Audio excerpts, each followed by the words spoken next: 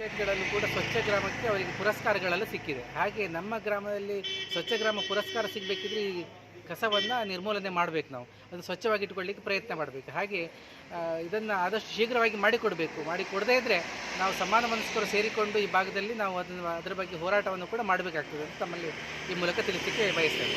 ಕೂಡಲೇ ಸಂಬಂಧಪಟ್ಟ ಅಧಿಕಾರಿ ಯಾರೇ ಆಗಿರಲಿ, ಅರಣ್ಯ ಇಲಾಖೆ ಇರ್ಬೋದು, ಪಂಚಾಯತಿಯವರು ಇರ್ಬೋದು, ತಾಲೂಕ್ ಪಂಚಾಯತಿ ಯಾರೇ ಇರಲಿ, ಅಧಿಕಾರಿಗಳು ಈ ಕಸವನ್ನು ವಿಲೇವಾರಿ ಮಾಡದೇ ಇದ್ದಲ್ಲಿ ಸಾರ್ವಜನಿಕರು ಸೇರಿ ಹಾಗೂ ಪರಿಸರವಾದಿಗಳು ಎಲ್ಲಿದ್ದರೂ ಗೊತ್ತಿಲ್ಲ, ಬಟ್ ಈ ರೀತಿ ಕಸಗಳು ನೋಡಿದರೆ ತುಂಬ ಬೇಜಾರಾಗುತ್ತೆ. ಯಾಕಂದ್ರೆ ದನಗಳು ಮಂಗಗಳು ತಿಂದು ಹೊಟ್ಟೆಗಳೆಲ್ಲ ಹಾಳು ಮಾಡ್ಕೊಂತು.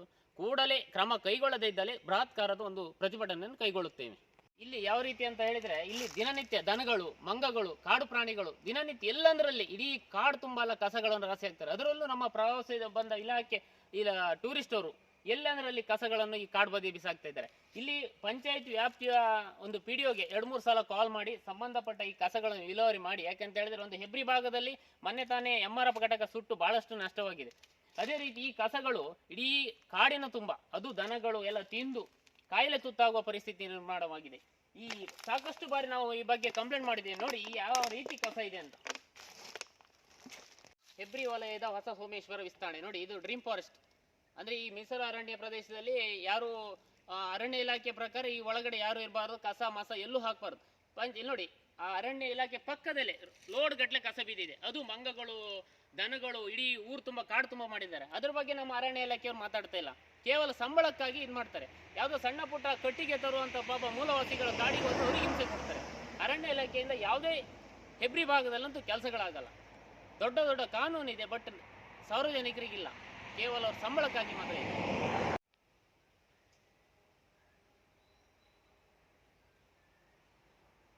ತಾಲೂಕಿನ ನಾಡ್ಪಾಲು ಗ್ರಾಮ ಪಂಚಾಯತ್ ವ್ಯಾಪ್ತಿ ಸೋಮೇಶ್ವರದಲ್ಲಿ ನಾವೀಗ ಇಲ್ಲಿ ಕಸದ ಬಗ್ಗೆ ಬಹಳಷ್ಟು ಜನ ನಮ್ಮ ಸಾರ್ವಜನಿಕರ ಒಂದು ದೂರಿನ ಮೇಲೆ ನಾವು ಈ ಭಾಗಕ್ಕೆ ಬಂದಿದ್ದೇವೆ. ಇಲ್ಲಿ ಅರಣ್ಯ ಇಲಾಖೆಗೆ ಸಂಬಂಧಪಟ್ಟ ಜಾಗದಲ್ಲಿ ಬಹಳಷ್ಟು ಪಂಚಾಯಿತಿ ಹಾಗೂ ಈ ಪ್ರವಾಸಿಗರು ಕಸಗಳನ್ನು ನೋಡಿ ಈ ರೀತಿ ಸುರಿದು ಹೋಗಿದ್ದಾರೆ. ಇಲ್ಲಿ ಕಸದ ಸಮಸ್ಯೆ ಬಹಳ ಗಂಭೀರವಾಗಿ ಕಾಣ್ತಾ ಇದೆ. ಯಾಕೆಂತ ಹೇಳಿದರೆ ಪಂಚಾಯತ್ನವರು ಈಗ ಕಸವನ್ನು ಇಲ್ಲೆಲ್ಲ ಒಟ್ಟಾದ ಕಸವನ್ನು ತೆಗೆದು ಇಲ್ಲಿ ಸ್ವಲ್ಪ ಪಂಚಾಯತ್ ವ್ಯಾಪ್ತಿ ಸ್ವಲ್ಪ ಹಿಂದೂರಲ್ಲಿ ನಮ್ಮ ಜನತಾ ಕಾಲೋನಿಯ ಪಕ್ಕದಲ್ಲಿ ಅದನ್ನು ರಾಶಿ ಹಾಕ್ತಾ ಇದ್ದಾರೆ. ಆ ರಾಶಿ ಹಾಕಿದ ಕಸವು ಕೂಡ ಅಲ್ಲಿ ದನಗಳು, ಅದಕ್ಕೆ ಯಾವುದೇ ಸೂಕ್ತ ವ್ಯವಸ್ಥೆಗಳಿಲ್ಲ. ದನಗಳು ನಾಯಿಗಳೆಲ್ಲ ಅಲ್ಲೇ ತಿಂದು ಅದನ್ನು ದನಗಳು ಆಹಾರಕ್ಕೆ ಬಹಳ ತೊಂದರೆ ಆಗ್ತಾಯಿದೆ. ಒಂದು ಎರಡನೇದಾಗಿ ಜನರಿಗೂ ಕೂಡ ಬಹಳಷ್ಟು ತೊಂದರೆ ಆಗ್ತಾಯಿದೆ. ಮತ್ತು ಅರಣ್ಯ ಇಲಾಖೆಯವರು ಕೂಡ ಕಾಡಲ್ಲಿ ಕಸ ಹಾಕಬಾರ್ದು ಅನ್ನೋ ಬಗ್ಗೆ ಬಹಳಷ್ಟು ಅಲ್ಲಲ್ಲಿ CC ಕ್ಯಾಮ್ರಾಗಳನ್ನು ಕೂಡ ಈಗ ಹಾಕಿದ್ದಾರೆ. ಆದರೆ ಇಲ್ಲಿ ಈ ಥರ ಕಸದ ರಾಶಿ ಇದೆ, ಅದ್ರ ಬಗ್ಗೆ ಅವರು ಯಾವುದೇ ಕ್ರಮವನ್ನು ಕೂಡ ಇದು ಮಾಡ್ತಾ ಇಲ್ಲ. ಅಥವಾ ಬೇರೆ ಯಾವುದಾದ್ರೂ ವ್ಯವಸ್ಥೆಯನ್ನು ಮಾಡುವ ಅಂತ ಹೇಳಿದರೂ ಕೂಡ ಅರಣ್ಯ ಇಲಾಖೆಯವರು ಬೇರೆ ಜಾಗವನ್ನು ಕೂಡ ಕೊಡ್ತಾ ಇಲ್ಲ. ಈಗ ಅರಣ್ಯ ಇಲಾಖೆಯವರು ಇದ್ರ ಬಗ್ಗೆ ಕ್ರಮವನ್ನು ವಹಿಸಿಕೊಂಡು ಸೂಕ್ತ ಜಾಗವನ್ನು ವ್ಯವಸ್ಥೆಯನ್ನು ಮಾಡಿಕೊಡಬೇಕು. ಹಾಗೆ ಪಂಚಾಯತ್ನವರು ಕೂಡ ಅದ್ರ ಬಗ್ಗೆ ತುಂಬ ಗಮನವನ್ನು ಕೊಡಬೇಕು. ಯಾಕೆಂದರೆ ಒಳ್ಳೆ ಕಸಗಳನ್ನು ಹೆಬ್ರಿಗೆ ಇಲ್ಲಿಂದ ಶಿಫ್ಟ್ ಮಾಡ್ತಾರೆ. ಆದರೆ ಉಳಿದ ಇಲ್ಲಿ ಏನು ಗಲೀಜು ಕಸ ಇದೆ ಅದು ನಾಡ್ಪಾಲು ಗ್ರಾಮಕ್ಕೆ ಇಲ್ಲಿ ನಮ್ಮಿಂದ ಹಣ ಕಲೆಕ್ಟ್ ಮಾಡೋದಲ್ಲದೆ ಗಲೀಜು ಕಸ ನಮಗೆ ಇಲ್ಲಿ ಕೊಡ್ತಾ ಇದ್ದಾರೆ. ಆದ್ದರಿಂದ ದಯವಿಟ್ಟು ಇದ್ರ ಬಗ್ಗೆ ಸೂಕ್ತ ಕ್ರಮವನ್ನು ವಹಿಸಿ ಆದಷ್ಟು ಶೀಘ್ರ ಇದ್ರ ಬಗ್ಗೆ ಅರಣ್ಯ ಇಲಾಖೆಯವರು ಕೂಡ ಗಮನವನ್ನು ಹರಿಸಬೇಕು. ಹಾಗೆ ಪಂಚಾಯತ್ನವರು ಕೂಡ ಗಮನವನ್ನು ಹರಿಸಬೇಕು. ಹಾಗೆ ಶಾಸಕರು ಕೂಡ ಗಮನವನ್ನು ಹರಿಸಬೇಕು ಈ ಬಗ್ಗೆ. ಯಾಕೆಂತ ಹೇಳಿದರೆ ಕಸದ ಬಗ್ಗೆ ಬಹಳಷ್ಟು ದೇಶಾದ್ಯಂತ ಕಸದ ಬಗ್ಗೆ ಬಹಳಷ್ಟು ಚರ್ಚೆ ಇದೆ, ಅದ್ರ ಬಗ್ಗೆ ಬಹಳಷ್ಟು ಖರ್ಚು ಮಾಡ್ತಾ ಇದ್ದಾರೆ.